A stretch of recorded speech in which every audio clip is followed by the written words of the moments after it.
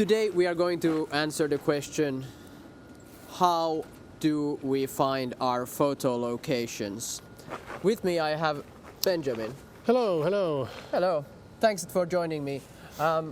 This is the question I would like to answer, and we are going to take a small walk and then figure out how you think, and of course how I think on how do we find the locations, why do we shoot what we shoot. Sounds good. Let's do it. Let's roll. So just 10 minutes ago it snowed like crazy, then suddenly sun came out. So yeah, that's Finland. That's Finland for you. Finland during April, this is what it is. It could be 20 plus degrees or maybe 0 and everything in between. But yeah. I must say, I just bought this lens, this 28, and I realized it kind of changed how I viewed street photography, because, let's move to the side, what I found quite interesting was, for instance, that small shack over there, or whatever, is it like a kiosk?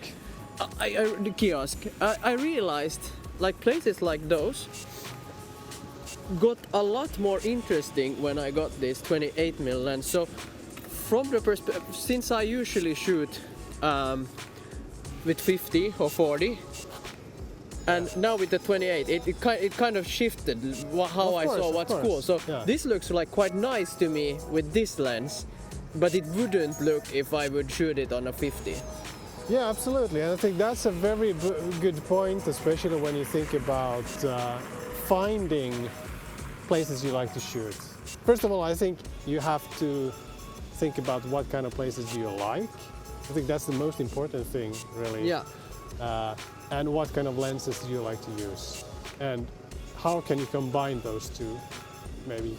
That's so true. And also, as you said, if you're shooting street, maybe you have some preferences. Maybe you're used to a 50mm, and then you kind of work with that. Yeah. But then if you shoot cars, or if you shoot have portrait photography or something, then of course there's difference in it. I think one of the best things that has helped me is actually, when I know what I want to shoot, I go to Pinterest or somewhere, and there try to see what other people shoot. If they shoot cars, what kind of surroundings they shoot cars in. If it's Japan tuning cars, or is it American muscle, then what kind of spaces are they using? Or if I want some rough portraits, then what kind of spaces are good for that?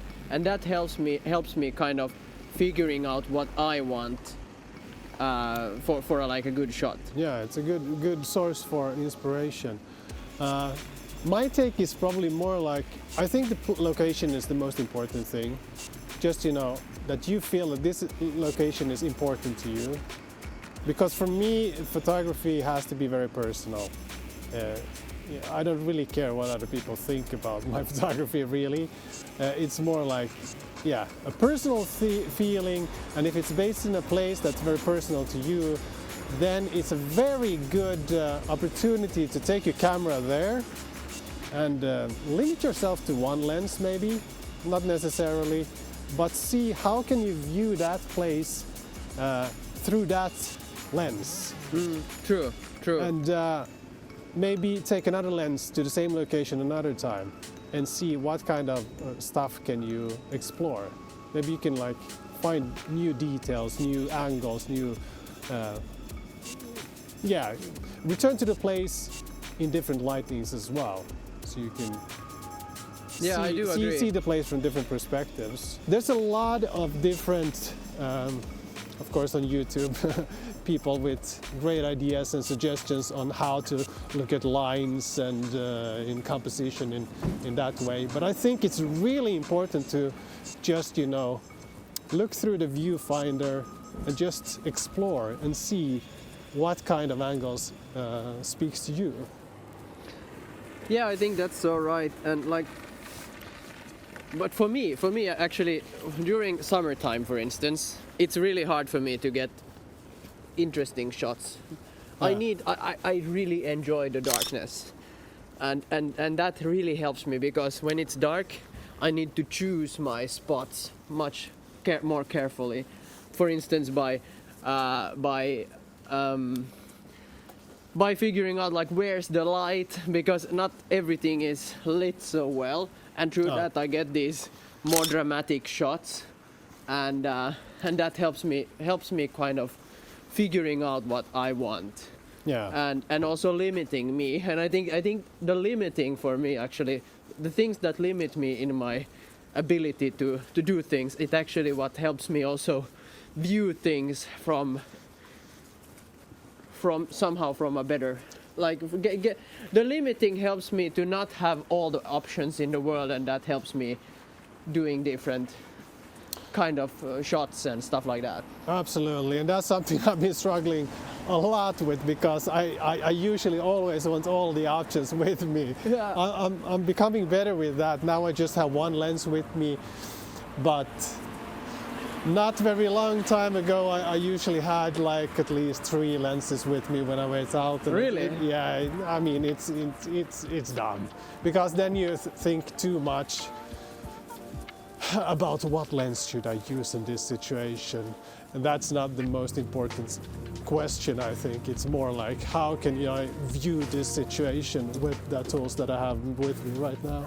That's a really cool sign. I felt like if Danish smørrebrød, like Danish something like sandwiches. something like this would look like quite cool. This is a very strange place. Like if you like from what like choosing what to kind of shoot, then this would be quite cool. It looks like quite old. It has like some vibe with the it. light is just so boring. Yeah, it is. It's very boring right Pretty now. cool actually, but this place is quite cool. So this is maybe something that I would choose to get like a timeless shot, or maybe like an old school shot even, or then use something very modern to have like as a contrast to this would also be quite cool. Yeah, contrasts are cool. For me, when I shoot street or walk around,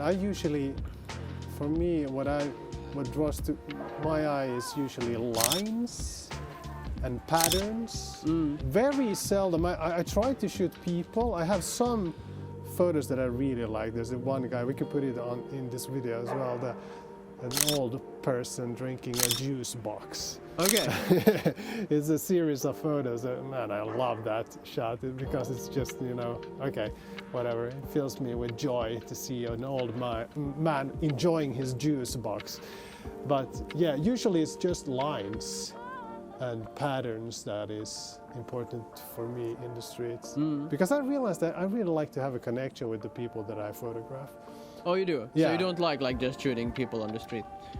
Sometimes, but rarely. I do that sometimes, but it's very rare. Okay. It has to be something special about that person, something with that, their expression or their way something of being happening. that just, communicates something. I It has to be more obvious for me, Yeah, in a way, I think. I do enjoy shooting like people, but I really Yeah. need it to be, as you said, like it needs a meaning. For instance, if this street that we're walking on right now, like with lines for me, like leading lines can be, for instance, what we see here, like the pavement, and so if we put the person in the middle like this, then that might be a good one. But for me to just shoot, like very often I get really tired of my shots if it's people that are just walking. They usually need to do something. They need to have it need to be such a close-up, for instance, that you actually get their expression or something like that. One thing that I really enjoy as well when it comes to people on the street is if you can get a photo that raises a question, and preferably several questions. What does that mean? I raise a mean, question? someone is doing something that you're just like, what is this guy like thinking? What is going on over here? And at the same time, there could be another person doing something else that's also very like sketchy and not Okay. like, fitting the situation or something like that. I find those photos to be very like interesting. I have this one that I put on Instagram recently. The guy that had his broom. Yeah. And he was brooming the whatever this is, the pavement Yeah. from snow. he had a really nice clothing on, and then he was watching into a store. It looked very weird. Really? I must check that out. Yeah. Maybe we can share it here as well. And that's stuff that I really like. Yeah, and that's, I think that's the beauty and also like the problem with street photography, that you have to go out and experience the life, and many times you won't see anything interesting. Yeah. It's just like walking around. Yeah, that's why traveling is so fun, because it makes the hunt more easy, because everything's new. Everything is new, and you're very alert, and you're like viewing everything with like greater intention, and just trying to see the whole picture of the street, you know. Yeah, that's But true. when you move around in a familiar place like this, then it's like, yeah, seen this before. Yeah, you stop like looking. Yeah. And Especially, and I know you like the winter when people are very like, you know, depressed. When it's and cold stuff. and the shit. Yeah. But for me, like the summer is so much more fun, because people express themselves way more. Yeah, that's you true know. as well. Yeah. Yeah. They're like like in More Finland, like surprises people on the live street. up when it's summer. So Yeah. one thing that I said actually in the last video that I made, when I look for something on to find my locations. If I don't have a clear location, like today, we're just walking, talking. Yeah. But if I'd had one, I would try to figure out, like, of course, where the light is, because you know, photography is finding light, and play with that. But then as well, like, see, like, how can I somehow, like, very often I try to find these alleyways of light or something like that will somehow help me like point the viewer towards that spot. So that's where I often start, and when I find a cool place that is cool, like nicely lit, then I can just stand there and wait and see if someone is like turning up into that frame. Or so I like fishing a lot. That's what I'm doing. I'm like and that's standing why I and then love. just. I mean, Asia is great for that, because there's always like weird lights all over the place that like forms all kinds of weird situations. Why do I want to cross the street? I don't know. Maybe you feel like it. Let's cross the street. Okay. There's steam coming out of that pipe. That would be something. Maybe if it would be darker or something, the light would be better. I would probably use it. Yeah, we need some light here. Yeah. We need some light here. No, what should I say? Maybe, I mean, pay attention to what's going on in your location. I mean, even a small like gathering or a small like what is it called, like market of some sort, traveling market, could be fun, because I feel like there's always a more emotion when there's something going on. That's true. To figure and if you don't have an idea, go somewhere where people are doing stuff. It doesn't really matter what it is. No. It has to, you know, break the ordinary. Yeah. Yeah. But then again, I really appreciate people that are good at photographing the ordinary, but that's not my thing. But some people are really I think great it's at very difficult, because very often the ordinary, it feels so ordinary, so it doesn't feel like you're actually shooting anything interesting. It's the value of the ordinary goes up by time, or you know, as time goes by. Yeah. So I mean, in the moment, it doesn't feel really that fantastic. I guess. But I just think the main thing is just to find the thing that you like and get yourself to those spots. It could be like something you like to do, a place you like, a group of people or a community you like, and just be there and see if you can see that situation or that happening through another lens. I think that's the most important thing, and not think about the theory of how to create the best composition and so on. I think the feeling or the intention behind the photos are more important than the whole, like, you know, thinking about theory and composition. But go to a place and then just stay there with your camera until people stop seeing you as the guy with the camera or the girl with the camera. Yeah. They just see you as a person going, because then when they stop caring, then you can get these really like real kind of like shots that actually like document the surroundings and the things that you are experiencing Yeah. at that spot. Is there a place in Helsinki that you, if someone would visit Helsinki, I have a very specific place. You have? That is my place that I've been photographing so many times in different, from different perspectives and so on. That's the Kamppi Chapel. Okay, that round thing. Yeah, it's a very weird building and made of wood, without any windows, I think. But yeah, that's a good example, in my opinion, Oh, this of place a, looks of a quite place cool. that you. Sorry, It's just, personally very important. yeah. That I've been What is it? photographing many times. With that house or the building, what I think is it? it's more the lines and how the shadows fall when the light is hitting it. It's very dependent on the light, how it looks, Okay. because there's so many, the layers of the wood is so interesting on that building. It feels like a very typical Finnish architecture. Yeah. In a way, the wood has a big part in it. Yeah, it's like a sauna barat on the out, like yeah. like turned inward out somehow. Yeah. Well, what's your place? Do you have a place or My favorite subject? place subject. Well, I walk around, like now we're in Töölö. I walk around here quite a lot.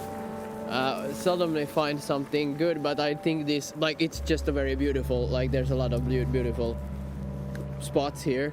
But I think, let me think. Best if I would give a suggestion to someone coming to Finland for the first time to shoot something in Helsinki, I would probably ask that person to go. Let me think. Maybe somewhere around. I mean, for me, I would just say that Helsinki center is very small. It is really It's small. super small. So if you just circle around, Yeah. you will probably find something. Yeah, but I think it's somewhere there, because I often look for places where buildings are really close to each other. Yeah. And then, as I said, like try to find these passages of light or reflections from like sunlight from a window. Oh, another place. Oodi, the library. Oh yeah. That one has very Yeah, nice so shapes another and reflections. like Finnish, and- very yeah. Finnish kind of Yeah. tree building, which is and it's really Close nice. to nature somehow. Yeah, and there's often people there playing like basketball and stuff like that, so you There's get a a lot lot of like just like people also like doing their thing. Lots of stuff going on. Yeah. And of course, I think if you want to find people and you come to Finland during the summer or the warmer period of the year, I would probably suggest go close to the shore. Yeah, Just- where people there's like really nice cafes and to the regatta for and instance or pathways. something where Yeah. where you can just sit down, have a cup of coffee, Yeah. shoot some like nature but also like street. yeah. And you can walk anywhere in Helsinki really because it's not that big. Yeah, that's true. That's true. So you can see everything just in Yeah. a couple of days. This has been. Let's see if I can move the camera around. Like that. Let's see. Yeah, it's on. Sorry. Yeah. So this has been a discussion around finding locations, and we're walking around Helsinki. Thank you, Benjamin, for joining me on this small discussion. It was much. It was nice. Gave me a lot. Yeah. Let's do it again. As I always end my videos with a "Don't give up your daydream," and it still stands. Yeah, don't do that. And remember to like and subscribe and share this if you want to. I think like if we could make a community where people feel like they get inspired by photography, then we have won. If one person gets inspired by a video, I think that's super. So hey, take care. See ya. Bye.